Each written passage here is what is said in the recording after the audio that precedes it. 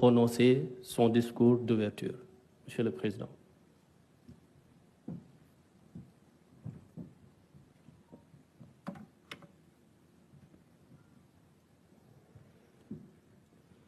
Monsieur le Président de l'Assemblée nationale, Madame la Présidente du Haut Conseil des collectivités territoriales, Monsieur le Président du Conseil économique, social et environnemental, Madame la Présidente du Haut Conseil du dialogue social, Monsieur le Président du Conseil constitutionnel, Monsieur le Premier Président de la Cour suprême, Monsieur le Président, Monsieur le Procureur général près la dite Cour, Mesdames, Messieurs les anciens chefs de juridiction suprême, Monsieur le Médiateur de la République, Messieurs les officiers généraux, Monsieur le Président de l'Union des magistrats du Sénégal, Monsieur le bâtonnier de l'Ordre des avocats, Mesdames, Messieurs les membres de la communauté universitaire, Mesdames, Messieurs les officiers ministériels et auxiliaires de justice, Mesdames, Messieurs les leaders de partis, coalitions de partis politiques et candidats à la dernière élection présidentielle, Mesdames, Messieurs les représentants des autorités coutumières, religieuses, du patronat, des centrales syndicales, Mesdames, Messieurs, chers invités, en votre rang, titre et qualité. Je tiens tout d'abord à exprimer ma profonde gratitude à chacun d'entre vous pour avoir répondu favorablement à notre invitation à l'occasion de cette journée nationale du dialogue. Cette cérémonie qui nous rassemble s'inscrit harmonieusement dans nos vieilles traditions socio-culturelles de dialogue que nous perpétuons au sein de nos familles et de nos communautés. Fidèle à cet héritage de longue date, j'ai tenu à maintenir dans le calendrier républicain la date symbolique du 28 mai consacrée au dialogue national. En accord avec l'esprit de mon discours d'ouverture, de mon discours d'investiture, de mon message à la nation à l'occasion de la fête de l'indépendance et de mes orientations au Conseil des ministres du 9 avril, je réitère aujourd'hui la priorité élevée que j'accorde à la concertation comme mode de gouvernance des affaires publiques. Je demeure en effet convaincu que la vertu préventive du dialogue en temps de paix éloigne les spectres de la tension et favorise les dynamiques consensuelles, consolidant ainsi notre démocratie et assurant la stabilité indispensable au développement économique et social dans l'intérêt supérieur de la nation. Dialoguer en temps de paix, en partageant la part d'humanité qui existe en chacun de nous, est un examen à l'aune duquel une nation mesure sa grandeur. C'est tout le sens de cette journée, dont le thème porte sur la réforme et la modernisation de la justice. La problématique et l'urgence d'y faire face nous interpellent tous au-dessus de toute considération partisane. La diversité des acteurs ici présents en témoigne éloquemment. De plus, pour faire de cette concertation un cadre inclusif le plus large possible, nous avons lancé le 23 mai la plateforme Jubanti comme Vox Populi pour recueillir les contributions citoyennes. Sa gis-gis ci doxalinu yoon. La justice étant rendue au nom du peuple, il est donc pertinent que le peuple ait son mot à dire sur la manière dont elle doit être rendue. Au demeurant, je rappelle déjà qu'en avril 2018, le besoin de modernisation de la justice avait fait l'objet d'un rapport d'un comité de concertation mis en place par le garde des Sceaux, ministre de la Justice. 6 années après ces concertations, et après avoir été traversé par de violentes secousses, force est de reconnaître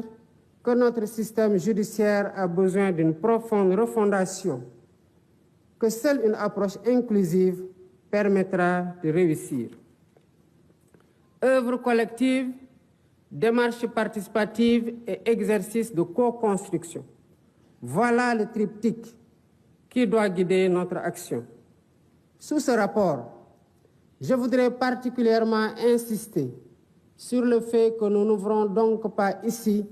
un procès en inquisition pour désigner un ou des coupables à jeter aux orties. Il est plutôt question de tenir un débat lucide et serein, posé et apaisé, pour ausculter notre système judiciaire, identifier ses forces et faiblesses et rechercher ensemble les solutions aptes à refonder son fonctionnement et à améliorer ses performances. Je ne reviendrai pas ici sur les principes fondamentaux de la justice dans un état de droit, sinon pour en rappeler la quintessence, à savoir la séparation des pouvoirs, l'indépendance, l'impartialité et l'intime conviction du juge, l'égalité de tous devant la loi, la présomption d'innocence, le principe du contradictoire, le droit à un procès équitable et l'habeas corpus, bouclier contre les arrestations et détentions arbitraires. En rappelant ces principes énoncés et encadrés par des règles, des textes légaux et réglementaires, j'ai en même temps conscience qu'ils ne suffisent pas à eux seuls pour jauger l'indépendance, la crédibilité et l'efficacité d'un système judiciaire. En effet, quelle que soit la pertinence des textes, c'est d'abord et surtout à l'aune de la pratique qu'on peut juger si un système judiciaire répond aux idéaux et exigences de l'état de droit. Voilà pourquoi, à travers ces assises, nous voulons interroger notre système judiciaire en revisitant ses règles et mécanismes afin de le perfectionner et le hisser à la hauteur des ambitions et aspirations de notre peuple. Les thématiques qui seront débattues incluent notamment le statut des magistrats, l'organisation et le fonctionnement du Conseil supérieur de la magistrature, la dématérialisation du service public de la justice et le numérique, le temps du procès pénal, le régime de la sanction pénale, le cadre juridique et institutionnel de l'administration pénitentiaire, les conditions de détention et de préparation à la réinsertion sociale des détenus, le régime de la privation de liberté, la prise en charge des enfants en danger ou en conflit avec la loi. La finalité de cet exercice est de nous aider à baliser la voie pour une réforme pragmatique de notre système judiciaire, afin qu'il inspire davantage confiance aux justiciables et préserve sa dignité.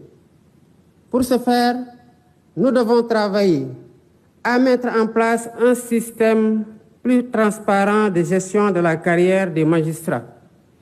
à définir un régime de privation de liberté mieux encadré,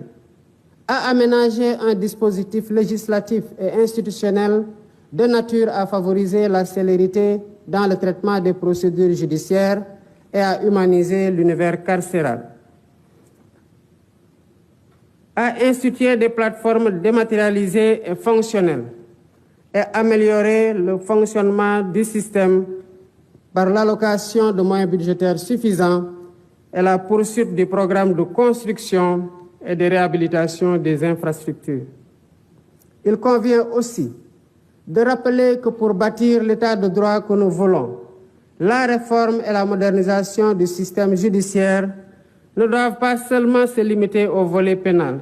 qui, il est vrai, polarise plus notre attention collective. Nous ne devons pas oublier les affaires civiles, dont la matière commerciale constitue une composante majeure, le droit du travail et le contentieux administratif, autant de domaines dont la prise en charge conditionne le fonctionnement de la justice. En portant nos réflexions sur tous les sujets à l'ordre du jour, je souhaite que nos échanges s'inscrivent dans une démarche pragmatique et répondent à la finalité de l'exercice. Mais ce faisant, Gardons-nous de vouloir bâtir une république des juges qui remettrait en cause le principe cardinal de la démocratie, à savoir le gouvernement du peuple, par et pour le peuple, en vertu duquel les élus restent les dépositaires légitimes du pouvoir étatique. Je suis confiant que nous pouvons y parvenir par une concertation sereine, ouverte et apaisée. Sur ce, je déclare ouverte la Journée nationale du dialogue et souhaite plein succès à nos travaux. Je vous remercie de votre aimable attention.